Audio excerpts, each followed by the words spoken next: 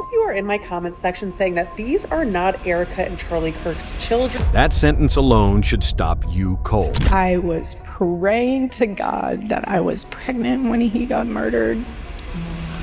She was praying. Past tense, after, not during, not before, after. Now sit with that, because what I'm about to show you doesn't just raise questions about the children, the photos, or the timeline. It raises a question that changes everything that came after it. What if Charlie Kirk had already decided to leave? What if, before he was killed, he had already filed for divorce? And what if that voicemail he left is the thing nobody was ever supposed to hear? But here's what nobody is connecting. Most people knew Charlie Kirk as the face of Turning Point USA, the guy who built a political empire out of college campuses, who had the ear of presidents, who showed up on every conservative stage in America with fire in his voice and certainty in his step. But there's a version of Charlie Kirk that rarely made it to those stages, the private one, the one behind closed doors. And based on what's now circulating, from sources close to people inside Turning Point, from timeline inconsistencies that journalists are quietly starting to notice, and from a voicemail that insiders claim existed before his death, that private version of Charlie Kirk tells a very different story than the one being told right now. Let's start with what we know about the marriage itself. Charlie and Erica were married in 2017. By all public accounts, it looked picture perfect. Conservative power couple, faith forward, family first. It was practically scripted. But people who were around Turning Point during those years describe a relationship that had real tension underneath the surface. Tension that reportedly grew as Charlie's public profile exploded and his personal priorities started shifting in ways that didn't always include Erica in the center of the frame. Sources have described Charlie as someone who, in his later years, became increasingly focused on his political legacy, the Epstein commentary, the foreign policy positions, the growing willingness to say things out loud that made powerful people uncomfortable.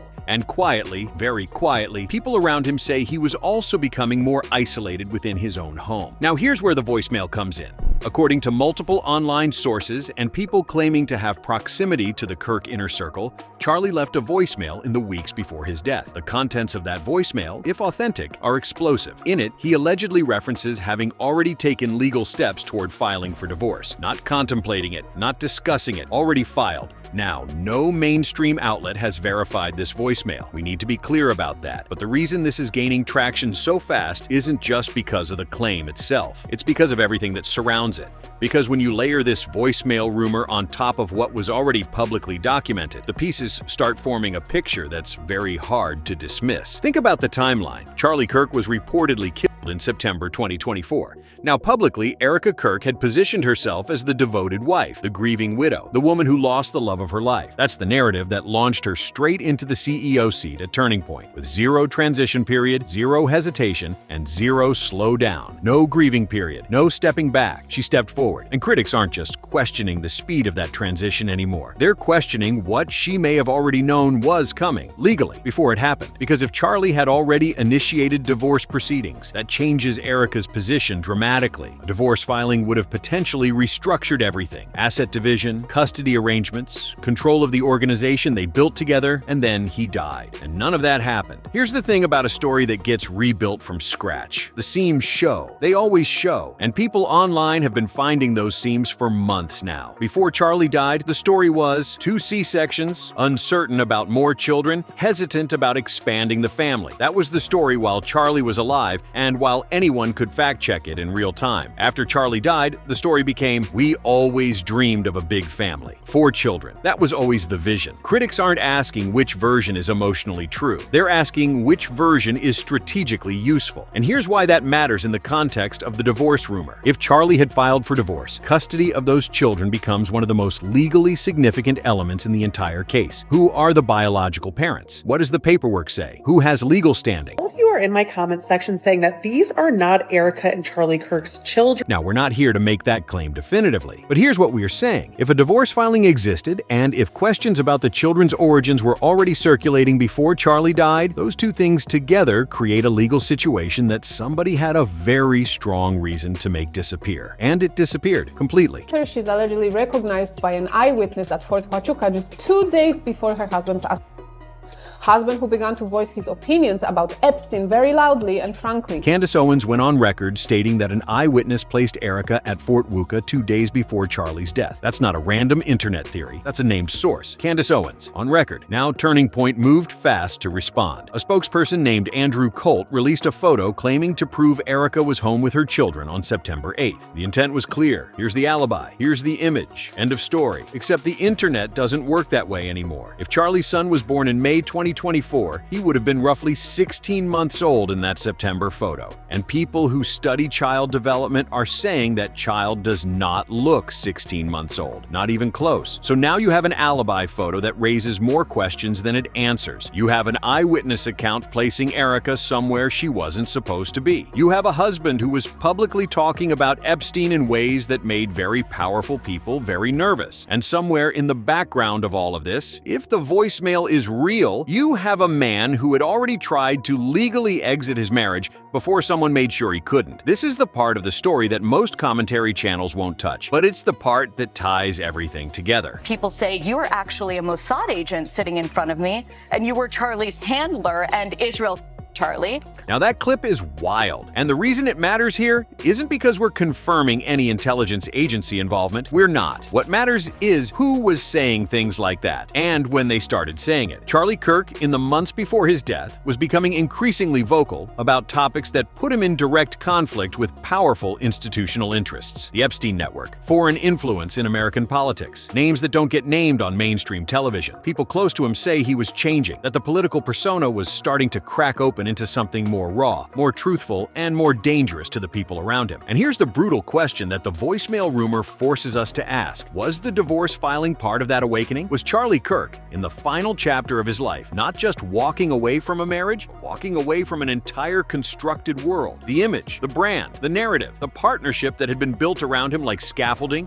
Because if that's what was happening, if Charlie was pulling threads that led back to the very people who had the most to lose, then that voicemail isn't just a divorce filing. That voicemail is a man declaring that he was done, and someone made sure the declaration never became a legal reality. There's one more layer here that people aren't talking about enough. At the same time, reports out there are saying that the mission that she sent over there was forced out of Romania because places where her ministry was going, children were disappearing. Erica Kirk ran a ministry operation in Romania, and according to reports circulating online, that ministry was forced out of the country. The reason cited? Children were reportedly disappearing in areas where the ministry was operating. Now that's a claim. We're not confirming it. But when you place that claim next to the rented babies rumor, next to the missing pregnancy photos, next to the ultrasound that listed her maiden name, next to the alibi photo with a child who looks far older than he should, the picture being painted by critics gets very dark, very fast. As a 17-year-old girl goes to Romania to help orphans, somehow